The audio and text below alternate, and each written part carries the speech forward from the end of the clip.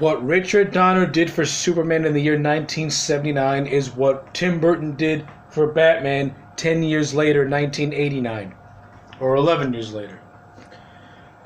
This movie is the perfect storm. It is the it is the second coming of the superhero genre, if you will. Batman 1989. What Superman laid the foundation for how to do the modern day superhero movie.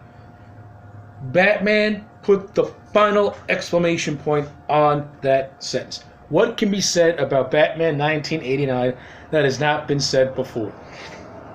Everything about this movie is awesome. The dialogue, instantly quotable. The characters, instantly rememberable. Michael Keaton's portrayal as Batman, iconic. The overall performance by Michael Keaton is very understated, especially as Bruce Wayne. Michael Keaton can convey more emotion and more range with just facial expressions and body posture than most actors can do with dialogue. Very underrated actor in my opinion. When he's in the suit, he says very little, is often kept in the shadows, and he looks intimidating. Love the actor. Overall, I just love the overall suit of Batman in general. To me, that's my bat suit. It just looks great. Jack Nicholson as the Joker. What can be said about Jack Nicholson as the Joker? Every scene he's in, he just steals it. His dialogue is excellent. The performance is hilarious. It's a mix of psychotic Joker and Cesar Romero Joker with that Jack Nicholson spin to make it his own. Iconic portrayal. Love it. And I also love how, I know a lot of people don't like it. I personally think it's actually pretty interesting, and it adds just another layer of context to the overall feud between Batman and Joker. Having their origins intertwined with one another is actually a really good idea when you look back at it now. And it has that two sides of the same coin type deal, you know. Joker created Batman by killing his parents. It's revealed in this movie that Joker was the one who killed Thomas and Martha Wayne in this continuity. Therefore, Joker creates Batman, and then Batman creates Joker because it was Batman who accidentally dropped Jack Napier into the vat of chemicals, which drove him insane and became the psychotic clown prince of crime. So I like how they interlocked those two origins, how they interlocked the origins between Batman and Joker. It adds another layer of context to the blood feud. I overall like it, and it adds that. It also makes it more of a personal thing for Batman also, because now he's out for revenge. Now he knows he killed his parents. It's good stuff. And you also have a very solid supporting cast. You got Kim Basinger as Vicky Vale. I like her as Vicky Vale. Yeah, she could be annoying with the screaming and blah blah blah. But I like the chemistry she has with Michael Keaton, and I like the scenes they share. To me, it comes off natural. I like it. Robert Wuhl, who plays Alexander Knox, I think Knox is hysterical. I love Knox in this movie. I like the exchanges he has with Vicky Vale when they first meet. Very, very funny. I like the scene in the trophy room where Wade, Knox, and Vale are having a three-way conversation, and Knox just cracks me up in that scene. Michael Gough as Alfred, he's fantastic. I like the scenes between him and Keaton, very natural with one another. Pat Hingle's Commissioner Gordon. This is the best you're going to see Gordon in this universe, because after this movie, he's irrelevant. Billy D. Williams as Harvey Dent. I like what he was doing with Harvey Dent, and if he would have came back for more sequels, he would have been a very interesting Two-Face. But as Harvey Dent, I thought he was good. Jack Palance plays Carl Grisham, the man who sells out Jack Napier to the cops, which was what causes him to get dropped to the Ace Chemicals. I like Palance as Carl Grisham. Typical mob boss, but he has presence to him. The production design of this movie is fantastic. This movie is set in the year that it's made, but the gangsters are straight out of the 40s, and Gotham City has got this timeless Gothic architecture to it. And then you got the Prince music, which was fantastic, which is great. So the Prince music dates the movie for one of those people with how that bothers you for some reason. To me, you're just nitpicking for the sake of nitpicking. But I think the Prince music is well integrated into this movie. especially the museum scene with Party Man. I love that scene, and I love that song. And I also love the song Trust during the Joker's parade at the end of the movie. So the Prince soundtrack is actually pretty cool. I like the Prince soundtrack. This movie got me into Prince. Everyone says, oh, Purple Rain when doves cry. Nah, my friend, Party Man and Trust were my Prince songs.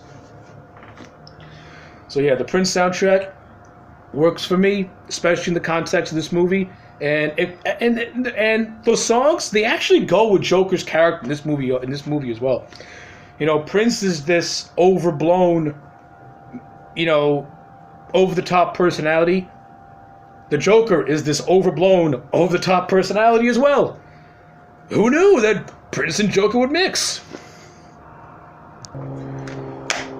And even though this movie's 30 years later, to me, the special effects, they still kind of hold up. The Batmobile, love the Batmobile in this movie. This Batmobile is how I always envisioned a Batmobile would look like. It's got that sleek look to it. It's intimidating.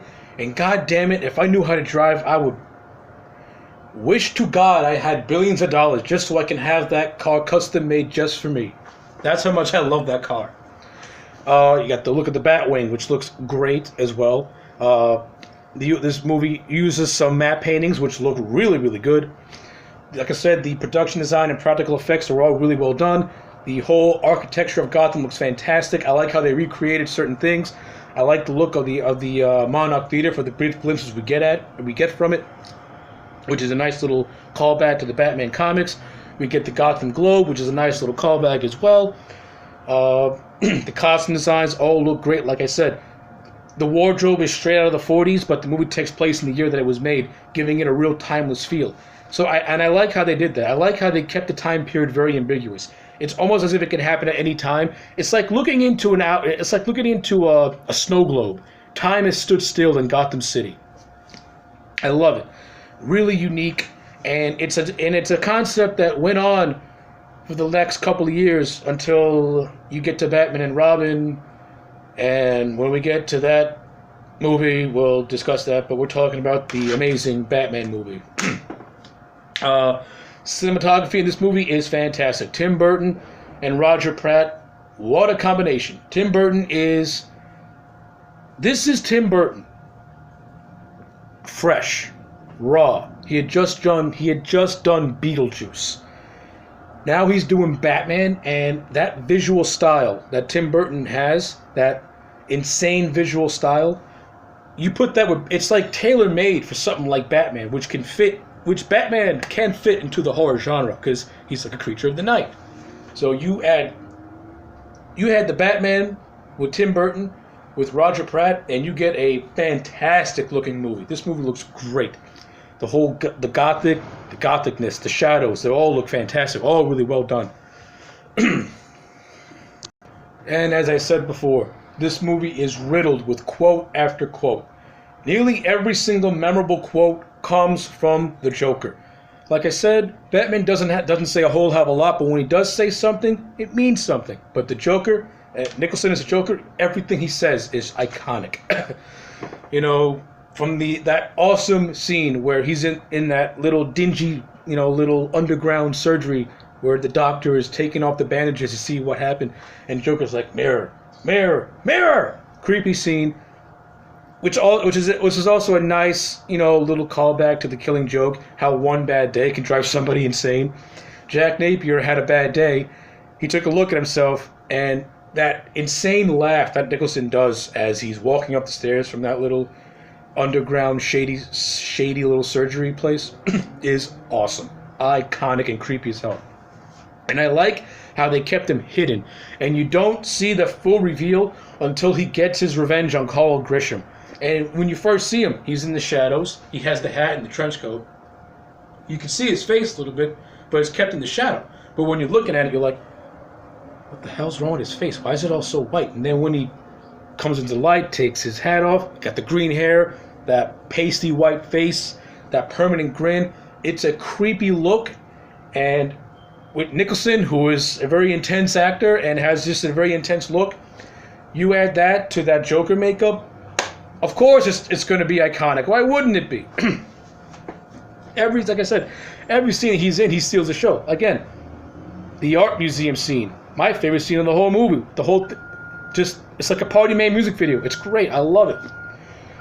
The scene when he's going down Gotham with the parade, it's great, and I love it. The stuff from the church where he has the confrontation with Batman, I love it. His infatuation with Vicky Vale, I love it, because Joker is in love with this woman because she looks good. Joker does not need a reason to do things. He just does things because that's what he does. He's someone who just does things. You know, the whole thing by having the Smilex gas, by taking these household elements and making a deadly chemical out of it, causing the Gothamites to not use these products for fear that they might die, is fantastic.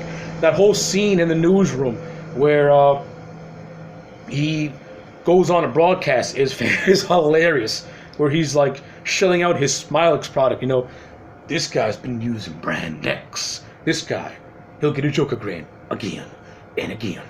It's awesome stuff. I love it. Oh my god. There's so much more I can say about Batman 89, but, you know, this review will just keep going on forever and ever and ever, and I just want to tell you just how much this movie does mean to me. I love this movie. It's in my top 3 favorite movies of all time. The dialogue in this movie inspired the way how I talk now. This movie left a major impact on me. Not only is it the first superhero movie I ever saw, it's the first movie I ever saw in general, and it's a movie that got me into movies in general as well. So, yeah, Batman played a huge impact on me as a film fan and as a fan of superheroes and comic books. You know, Batman was my first superhero. Batman is my all-time favorite superhero because of this movie. Michael Keaton and Tim Burton brought that to life for me. Jack Nicholson brought the Joker to life for me. All these characters, you know, they all played a huge impact on how I progressed from childhood to teenagehood and to adulthood, because this movie left that much of an impact on me. I've seen it that many times. I love it so much, which is why this movie, of course, is getting a perfect 10. This is a 10 out of 10.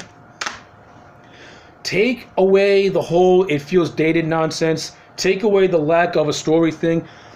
Even though I'm a stickler for story, but I'm also a stickler for movies that leave a long-lasting impression. And the story in this movie is actually pretty good. There is story in this movie when you actually look deep into it.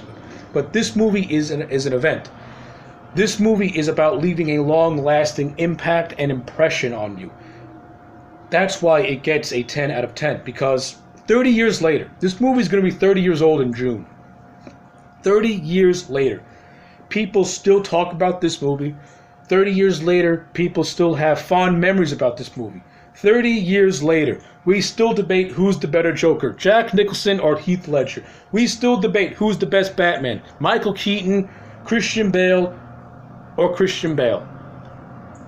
That is something that most movies just don't do. And it's astounding how a genre that people, you know, denounce leaves more of a lasting impact than non-genre movies that leave, you know, some leave more than most, but most of the time it's the superhero genre that leaves you in amazement and wonderment.